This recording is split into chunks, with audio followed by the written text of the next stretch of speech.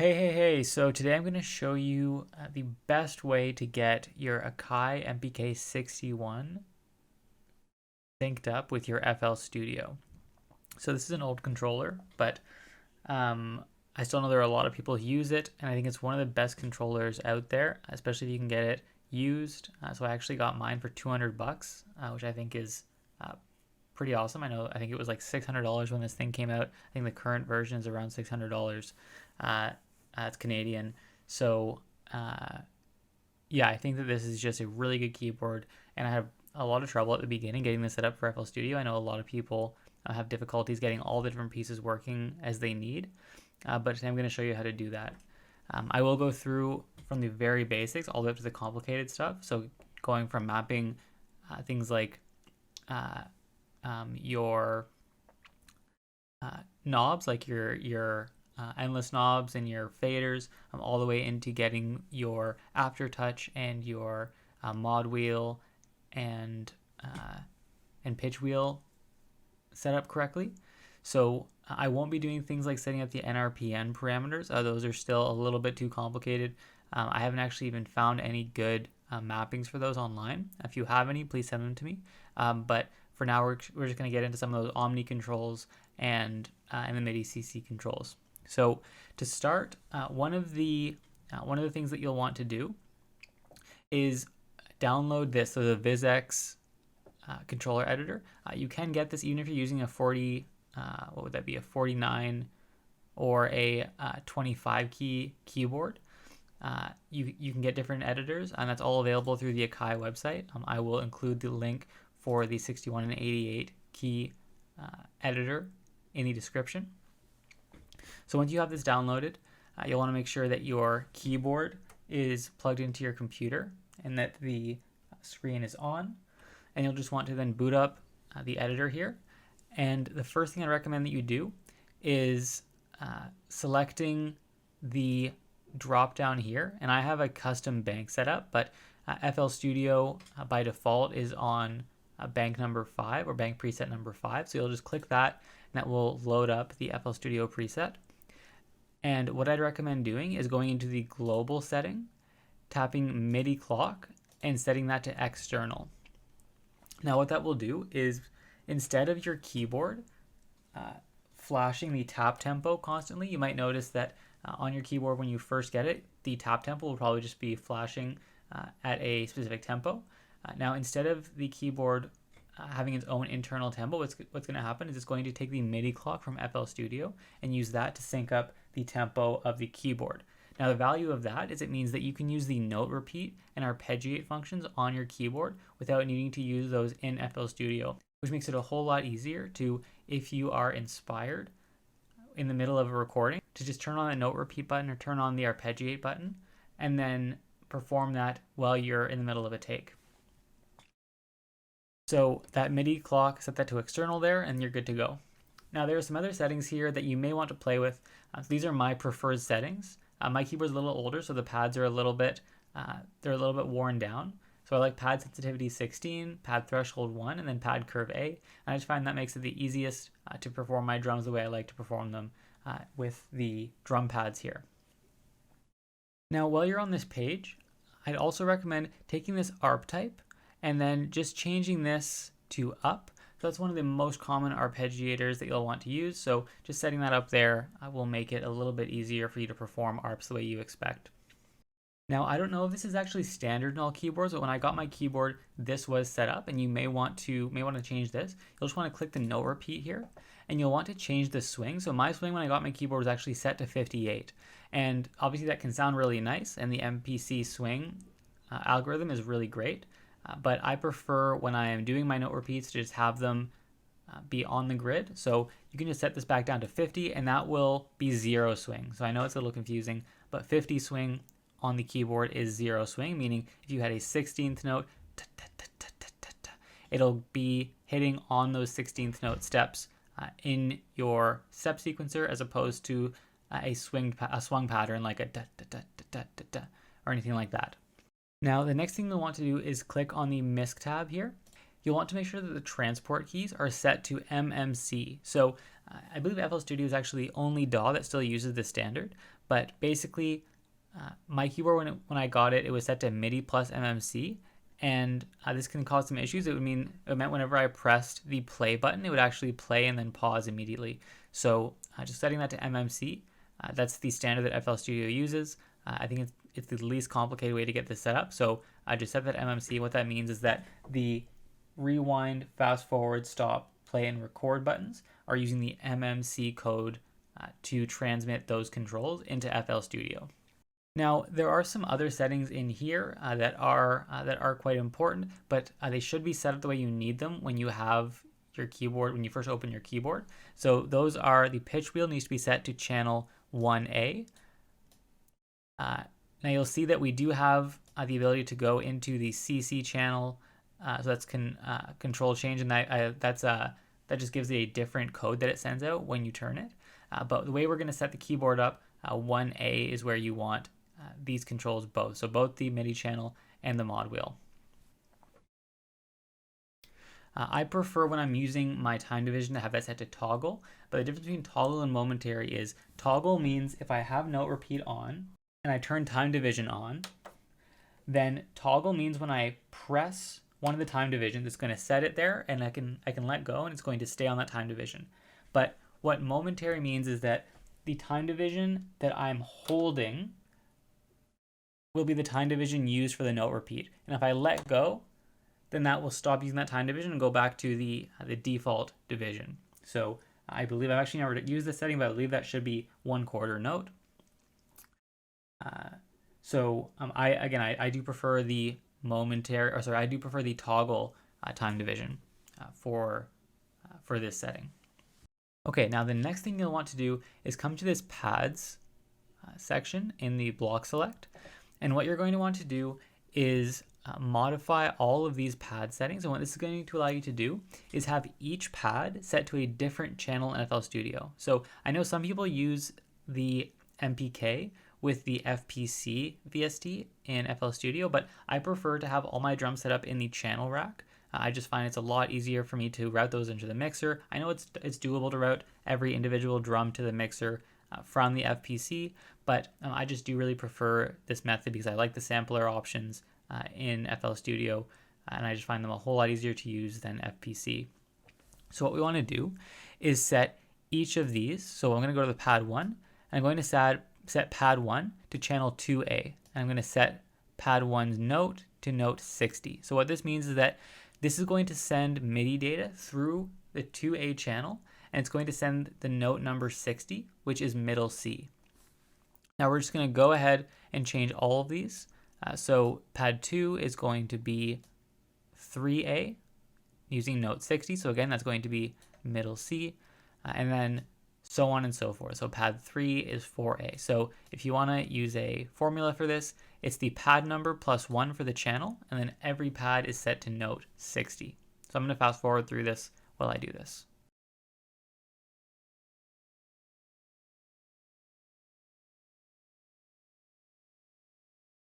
Now on pad 16, we're just going to set this to 1B. Now we actually don't have this B series of MIDI channels in FL Studio.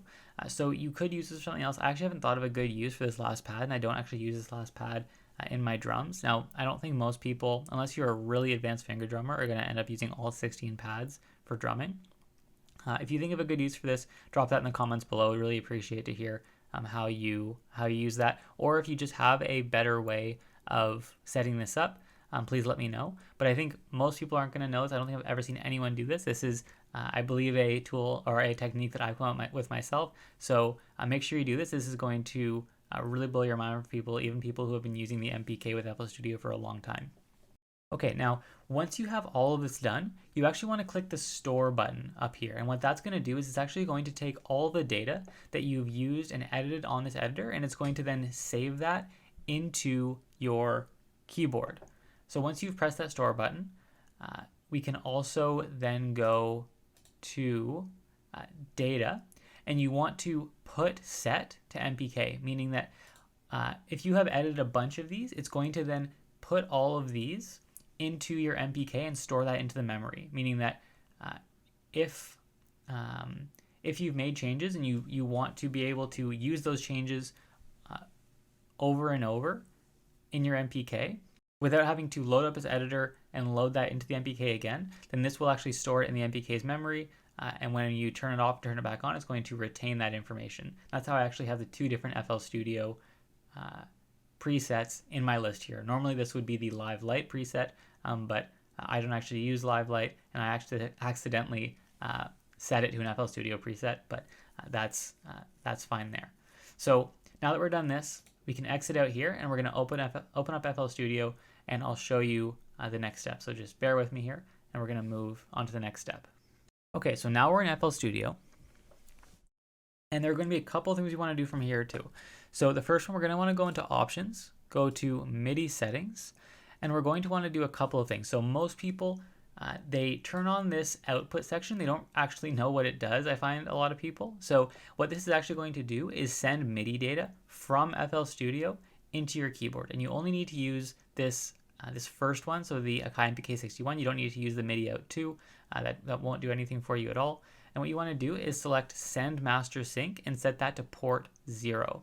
Port 0 is the Omni port, meaning that it's going to send MIDI data through all the different channels, MIDI channels in your keyboard, allowing it to use things like MIDI sync or the tempo sync on any channel, which is going to help us with our drum pad configuration that we did. Next, we want to go down to the input section. We want to select the Akai MPK 61 here and select Enable. We want to set this to controller type generic controller. So unfortunately, there is no Akai MPK preset for FL Studio. I was going through the knowledge base or the forum, and unfortunately, there was never a collaboration back when this keyboard was created. Akai was actually intending to send one over to ImageLine, and they never got around to it, unfortunately. But obviously, they've made up because there is a Akai Fire, which is an FL Studio specific controller made by Akai. And then again, we want to set the Akai MPK 61 to port 0 here. And if you have a foot pedal, which I do, you'll want to check the foot pedal controls note off, meaning that if you were to play a note and press down the foot pedal and then let go of the note, then letting go of the foot pedal will also then turn the note on signal off. When we come back up here, actually, the MIDI clock synchronization type, that should be the standard. You shouldn't actually need to touch that, but if it has been changed for some reason, just set that to MIDI clock there. And that's all you need to do here. So we'll exit out here. Now, what I want to show you first is what I think the coolest thing. So if you've been waiting for how to get all of your drum pads playing different channel instruments, so like playing your kick and your snare and those instruments being in the channel, I'm going to show you how to do that now. So I'm just going to go and open up a couple of samples. I actually have a lot of these drums on a hard drive. Unfortunately, I'm looking to at some point get a couple more solid state drives and maybe even an NVMe drive. If you want, you can donate to me. I have a donate link in my channel description, or in the video description. And if you want, I'm also a Twitch affiliate. So if you want to come into my stream at some point, I have my stream schedule on my Twitch and make a donation in bits or in a subscription. That would be greatly appreciated. So let's just go in here and grab a couple of samples. We'll just grab really anything here. It doesn't really matter. So we have a kick sample. Let's get some hats.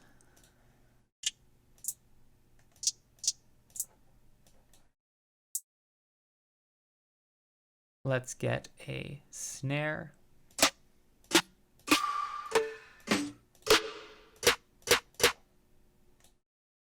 Okay, and let's just start there. So the first thing we want to do is we'll right-click our kick sample, and we want to say receive notes from, and the Akai MPK 61, and you'll remember that the very first pad we set it to channel 2. So if we select channel 2, you'll see that it has this yellow outline, on the kick. Now on my hi-hat, I'm going to say receive MIDI notes from, and then remember if we set the third pad to channel 4, so we're just going to set that to channel 4, and the snare we set to, so with the second pad we set to channel 3, so I'm going to set that to channel 3. Now I'm going to show you something really cool. I'm going to go and grab a different instrument.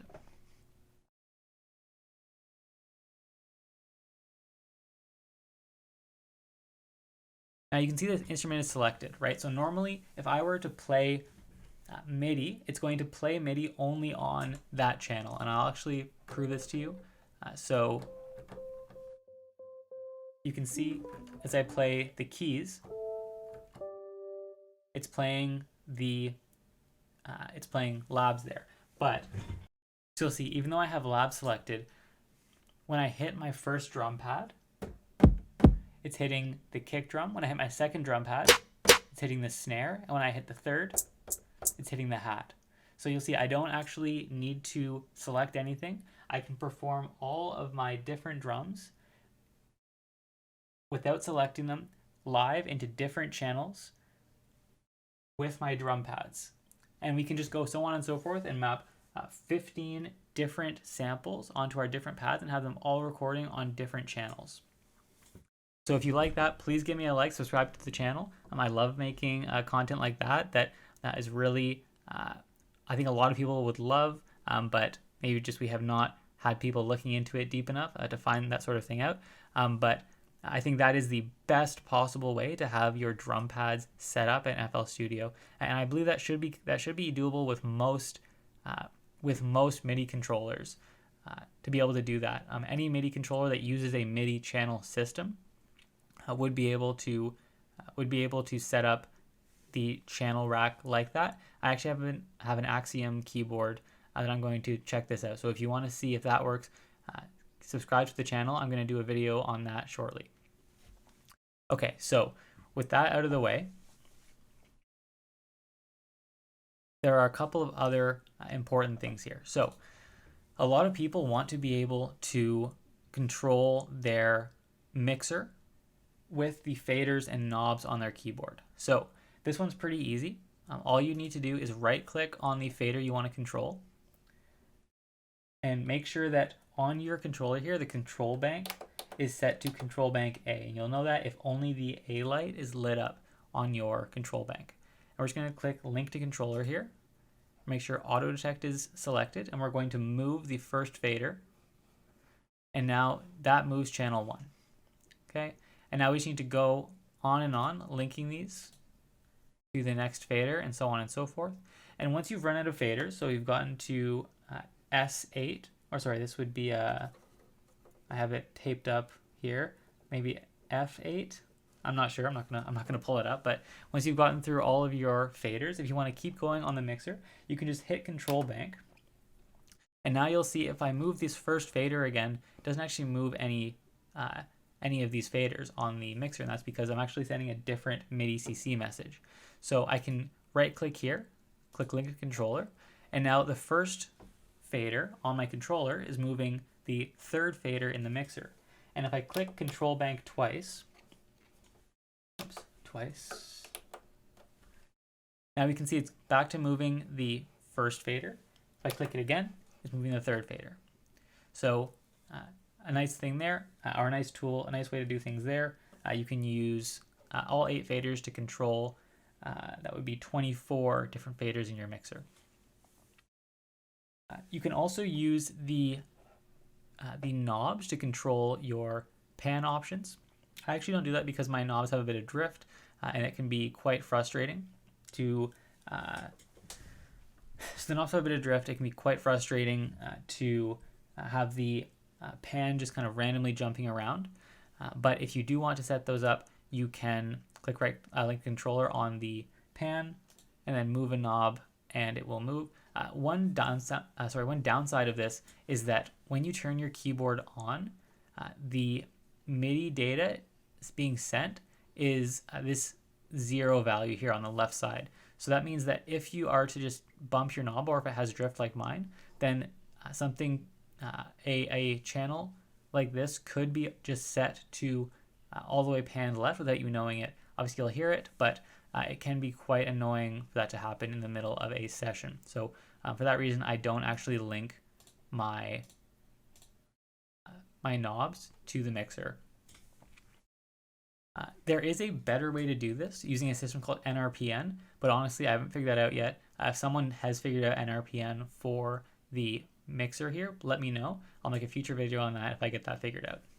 Okay, so the next thing we want to do here is make sure that our mod wheel and our pitch wheel are set up to control instruments in a really streamlined way. So I know that I've seen some tutorials showing people how to set up the mod wheel and the pitch wheel in ways that have it only link to one channel at a time, which is really annoying. Like, you want it to be able to control the pitch of multiple different channels depending on what channel is selected, right? So if you're playing on labs, you want to be able to play and move the pitch wheel and have it affect the pitch of labs, right? Whereas I've seen people have it set up where if labs is selected, it'll move the pitch of a different instrument. So I'm going to show you how to make sure that that works. One of the frustrating things about this is it doesn't work to use the regular means with the Akai controller to set this up. And the reason for that is if you go to remote control and we go to channel pitch, we have auto detect selected, and we move the pitch wheel, you'll see it's actually going to set that to port 0. But the problem with that is for some reason port 0, I can't even speak to the way that this works specifically, but for some reason port 0 has it only control one channel at a time. You want to make sure that the Omni option is selected, and you want to make sure that the port is set to nothing. And then other than that, we have channel 1 and control number 255. And if we accept that, then you'll see that when we move the pitch wheel, there is a blue knob up here, and that means that this is an Omni control, meaning that it's going to control whatever channel is selected. And I'll show that to you now. I will open up Omnisphere.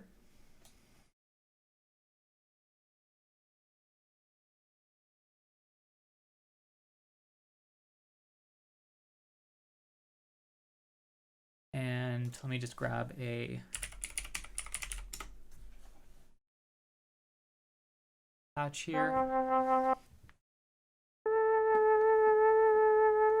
So you should be able to hear that. We're getting a bit of pitch bend, and I can make that a little more drastic. You'll want to make sure that in order to get the pitch bend working correctly, you set the pitch bend both within the VST and in the channel settings to the same higher option. So in this case, we're going 12 up and 12 down. And if I play a note, you'll see we're going up and down an octave there as I move the pitch wheel.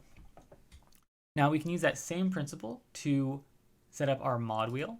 So for that, what we want to do is select the mod wheel option, and mod wheel is almost always in the VisX editor, it's set automatically to channel 1. So we just want to make sure that this is set to no port. It's set to channel 1, control 1. We want to set that to the Omni setting and press accept, and then you'll see that for some reason it always selects a different channel when I make an edit like that. But if we go here, we have the mod wheel being changed, and we can see that if we go to a preset that has a mod wheel variation.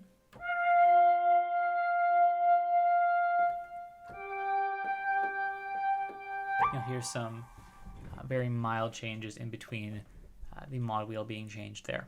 But surely being changed and being changed on the Omni channel as indicated by that blue indicator up here in the hint panel.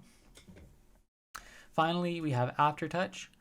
So we want to do for Aftertouch very similar. So we have it set to no port, channel 1, and control number 253, and Omni. And if we press accept, then Aftertouch on your keys will actually affect the sound. So I'm not sure if this has an Aftertouch variation, but let's check it out.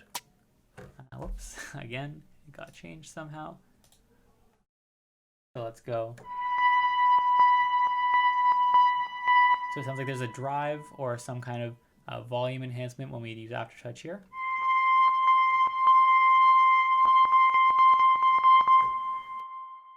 And there you go. So that is a pretty good way, in my opinion, to get your keyboard set up. And you'll also see your transport controls work. We can press play, we can press stop, we can press record, we can press back. Oops, make some clips here. You can see we can press forward and back to advance the playhead. There we go. Now, there are a couple things that, as I mentioned throughout the video, I haven't quite figured out, but I would love some help with if anyone understands these. So one is NRPN, which is accessible on the endless knobs on the controller. So using those to use increment and decrement values to change the pan options, or to actually use them as variable controls to control VSTs as they're selected, sort of like the Omni controls that we're using. And that would be really cool if anyone knows how to do that. The other thing is using the S buttons to control what channel is selected.